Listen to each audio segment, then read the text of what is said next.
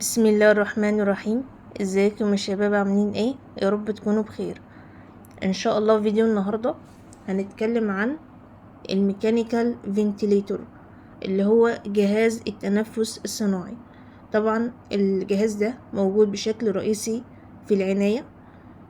المفروض ان احنا نعرف ان احنا ازاي نتعامل معاه، نعرف كل حاجة فيه. تمام، اللي هي المودات بتاعته، الاختصارات بتاعته.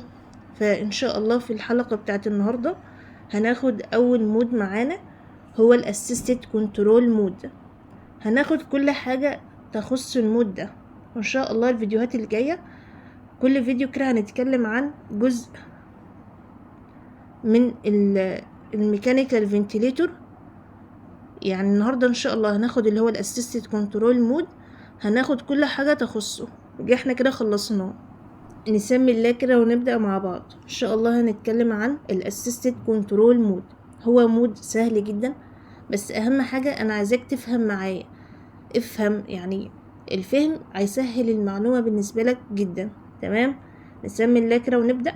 بص يا شباب، الاسيستد كنترول مود الرمز بتاعه AC مود. ايه اختصار لكلمة assisted، وسي اللي هي كنترول.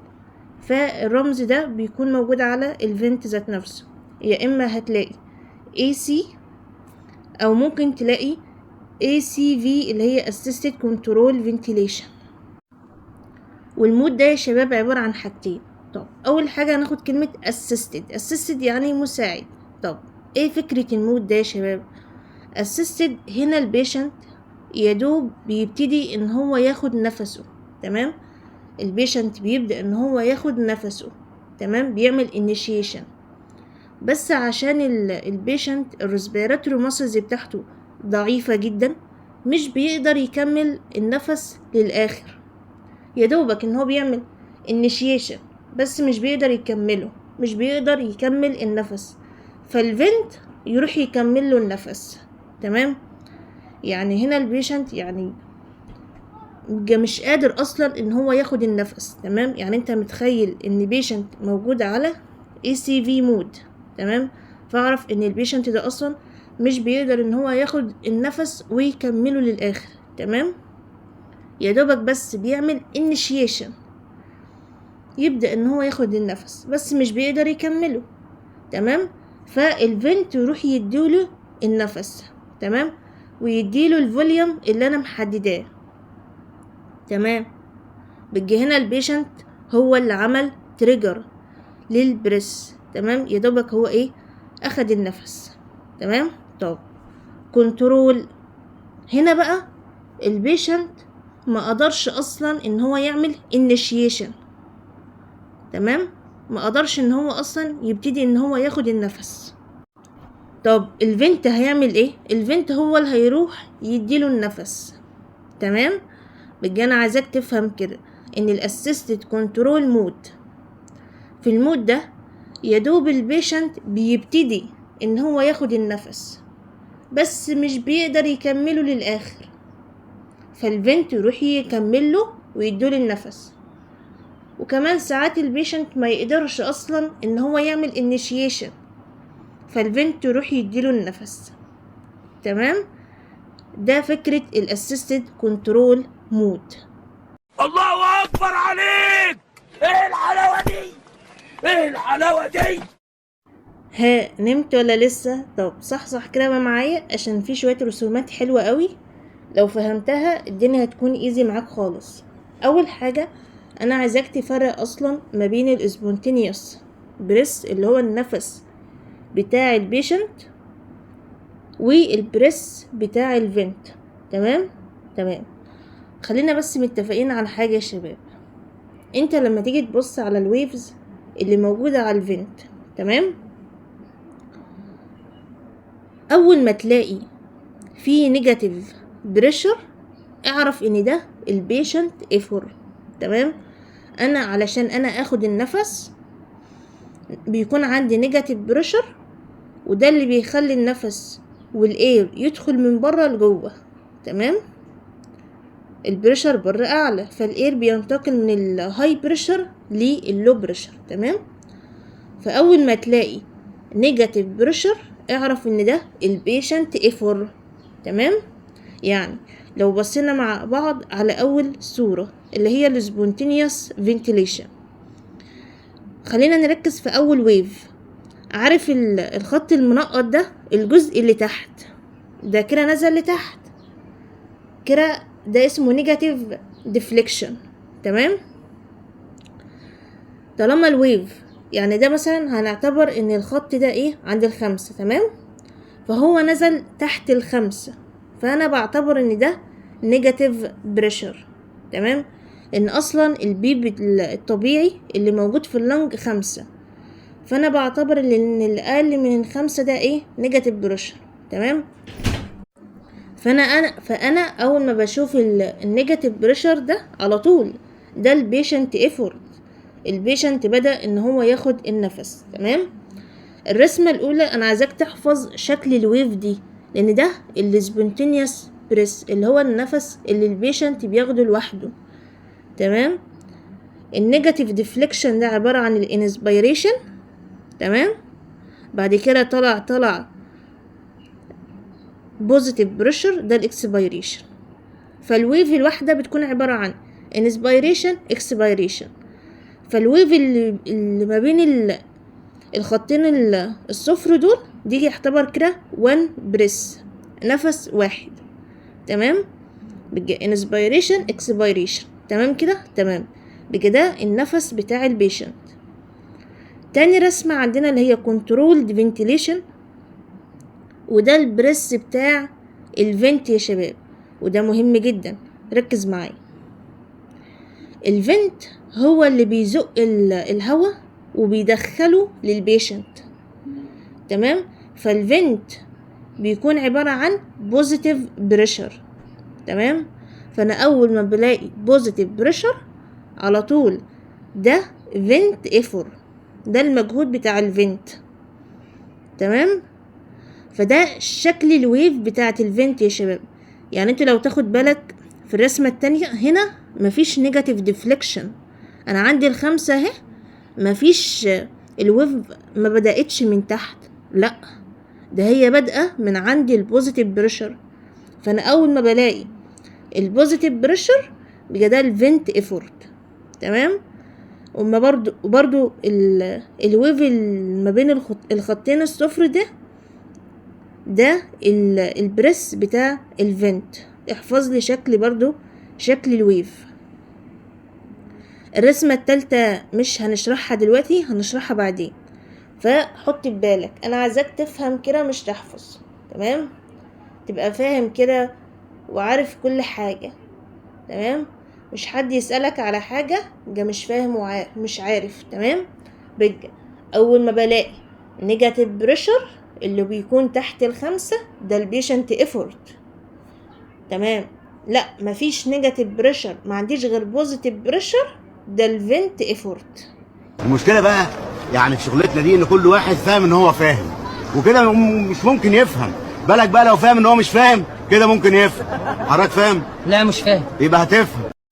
طب انا بشرح ليه الرسومات دي، ليه خليتك تعرف الفرق ما بين السبونتينيوس بريس والفنتيليتور بريس، علشان اوصل للصورة بتاعة الويف بتاعة الاسيستد كنترول مود. مهم جدا تعرف شكل الويف دي، علشان اول ما تبص على الفنت، اول ما تشوف شكل الويف تعرف المود ده، مش تبص على اسم المود. تمام؟ تعالى نفهمها مع بعض. اول جزء معانا اللي هي اول ويف معانا، نركز بقى مع بعض. انا عندي الخط الاسود، ببص كده لقيت فيه نيجاتيف ديفليكشن.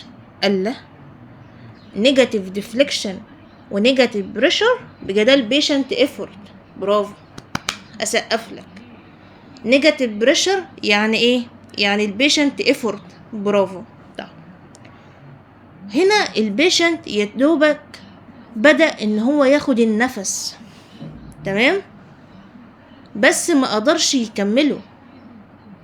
يعني هي دي الويف الطبيعية بتاعت السبونتينيوس بريس؟ لا، انا قلت لك احفظ شكل الويف اللي هي بتكون عبارة عن السبونتينيوس بريس اللي هي انسبيريشن اكسبيريشن. حتى الويف بتاعتها بتكون دائرية، دي تحس ان الويف على شكل مثلث. طب النيجاتيف ديفليكشن ده البيشنت افورت، تمام. فيدوبك البيشنت بدأ ان هو ياخد النفس بس ما قدرش يكمله، فالفنت راح عطاله النفس، اللي هي الويف اللي فوق دي، فوق الخط الاسود. ما انا قلت لك الفنت افورت بعبر عنه بايه؟ بالبوزيتيف بريشر. فدي يا شباب شكل الويف بتاعه الاسيستد كنترول مود، تمام. ان هنا والله هنا البيشنت يا دوبك بدأ ان هو ياخد النفس، عمل انيشيشن بس ما قدرش يكمله، فالفنت راح عطاله النفس، تمام. بعد كده والله البيشنت ما قدرش ان هو يعمل انيشيشن، البيشنت ما قدرش ان هو ياخد النفس بتاعه. الدكتور مثلا بيبقى مظبط في السيتنج ان البيشنت لو ما عملش تريجر وما عملش انيشيشن بعد تايم معين، الفنت يروح يديله النفس. الويف التانية هنا البيشنت ما اخدش النفس ولا عمل انيشيشن، فالفنت راح عطاله النفس، تمام. زي ما انا قلت لك احفظ شكل الويف بتاعت الفنت اهو بوزيتيف بريشر. طب انا هنا ازاي عرفت ان هنا البيشنت ما عملش انيشيشن للبريس؟ مفيش اي نيجاتيف بريشر عندك، تمام. فدي يا شباب شكل الويف بتاعت الاسيستد كنترول مود. بالراحه كده افهم وظبط المعلومات في دماغك، تمام. بيبقى الاسيستد كنترول مود الخلاصه بتاعته ان البيشنت يا دوبك بيبدأ ان هو ياخد النفس بتاعه بس مش بيقدر يكمله، فالفنت يروح يديله النفس. طب البيشنت مثلا ما قدرش ان هو ياخد النفس، الفنت يروح يديهوله. دلوقتي يا شباب هنتكلم عن ايه هي مميزات المود ده وايه عيوبه. طب ركز بقى معايا وحط دايما في بالك يرفع الله الذين اوتوا العلم درجات، تمام. يعني العلم ده جميل خالص يا شباب، والله العلم ده بيرفع الجهل عن صاحبه، تمام. تبقى فاهم وعارف كل حاجة ومثقف كده وعندك المعلومة. والكلام ده انا بقول لنفسي قبل ما اقوله لكم بجد. يعني حصل موقف قدامي في العناية، الاستشاري سأل نيرس عن حاجة يعني وهي معرفتش تجاوب، وعلى فكرة دي كانت حاجة سهلة ومتداولة خالص يعني بيناتنا. يعني انا مش عارفة اقولك ومش هوصفلك يعني موقف النيرس دي كانت عاملة ازاي. فذاكر واشتغل على نفسك علشان الموقف ده ما تتحطش فيه، تمام. يلا بينا. طب ايه هي مميزات المود ده يا شباب؟ اول حاجة allow minimum effort and rest for fatigue respiratory muscle patient. يعني ايه يا شباب؟ بمعنى صح انا لما احط البيشنت على المود ده انا بريحه، تمام. يعني مثلا يا شباب البيشنت ده بيكون في كوما، لو مثلا البيشنت ده في كوما فالبيشنت ده ما بيقدرش ان هو ياخد النفس بتاعه، تمام. لان العضلات بتاعته وعضلة الديافراجم بتكون ريلاكسد خالص. طب البيشنت ده مش بيقدر ياخد النفس بتاعه، خلاص احطه على اسيستد كنترول مود. والله البيشنت ما قدرش ان هو ياخد النفس ويعمل انيشيشن، خلاص الفنت كتر خيره هيروح يديله النفس بتاعه، تمام. او مثلا بيشنت عنده الريسبيراتوري ماسلز بتاعته ضعيفة، في مشكلة عنده، خلاص انا هحطه على الاي سي في مود عشان ما اخليش البيشنت ده يبذل مجهود ويتعب الريسبيراتوري ماسلز بتاعته اكتر، تمام.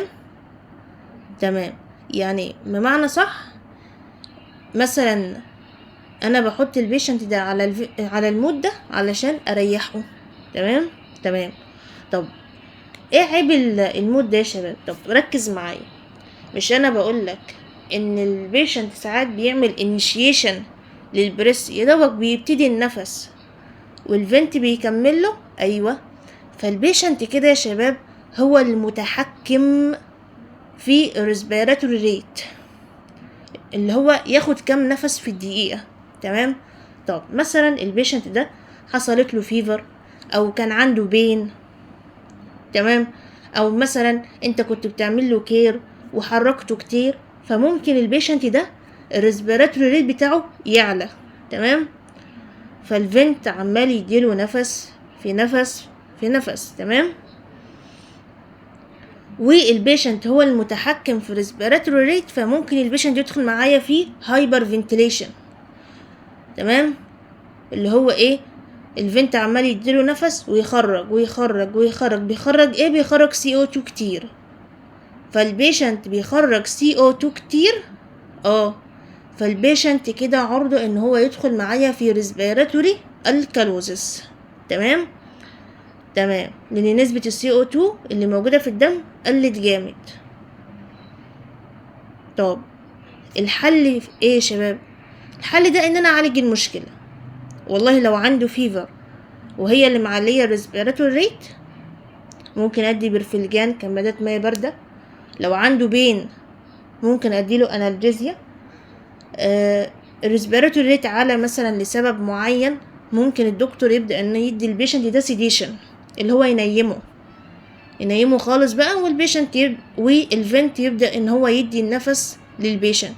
او الافضل ان البيشنت معناه ان هو كل شويه عمال يعمل انيشيشن، خلاص الافضل ان انا احوله للSIMV مود، وده مود احسن شويه. البيشنت بقى بيبدأ ان هو يشارك بسايكلز كامله بين المانداتوري للفنت بيديها، وهنتكلم عنه برضو ان شاء الله بالتفصيل فيما بعد. تمام. لو جينا نبص كده على شكل الرسمه اللي تحت،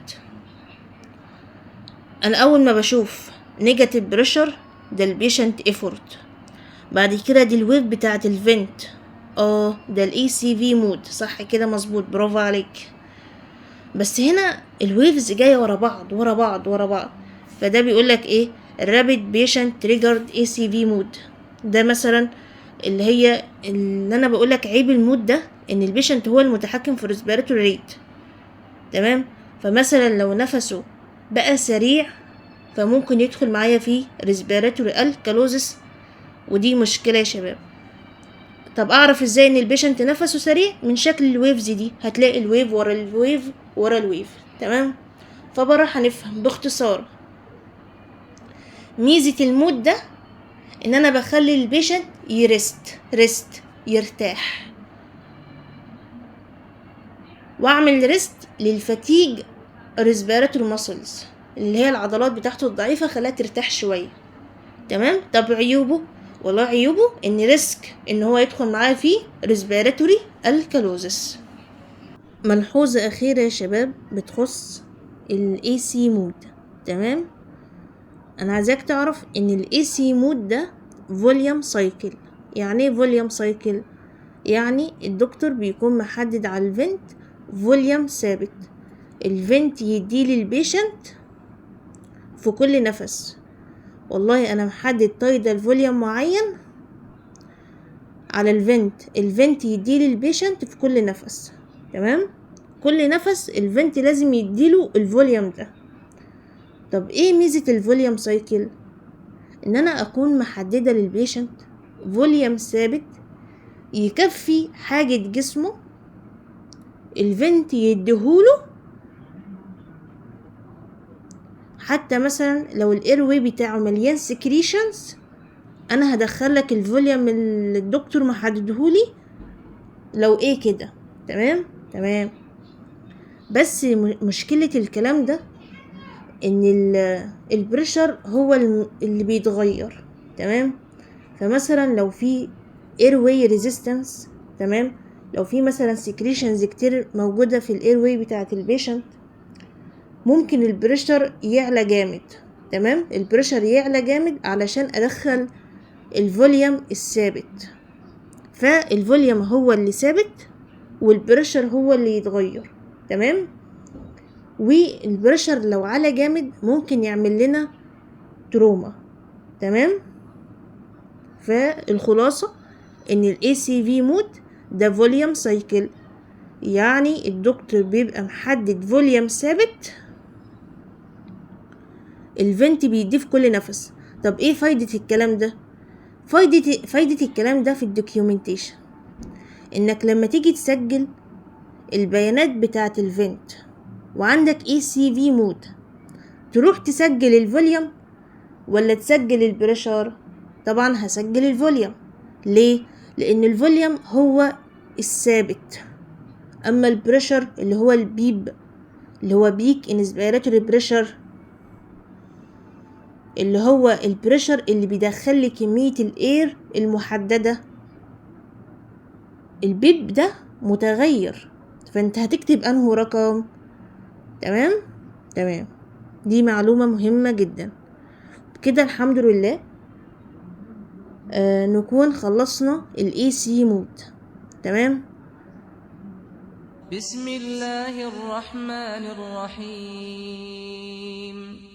والضحى والليل إذا سجى ما ودعك ربك وما قلى وللآخرة خير لك من الأولى ولسوف يعطيك ربك فترضى ألم يجدك يتيما فآوى ووجدك ضالا